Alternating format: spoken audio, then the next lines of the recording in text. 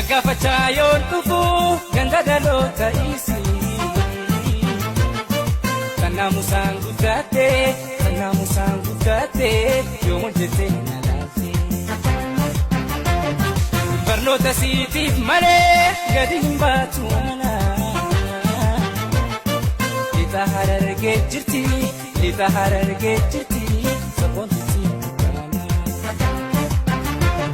saboontu si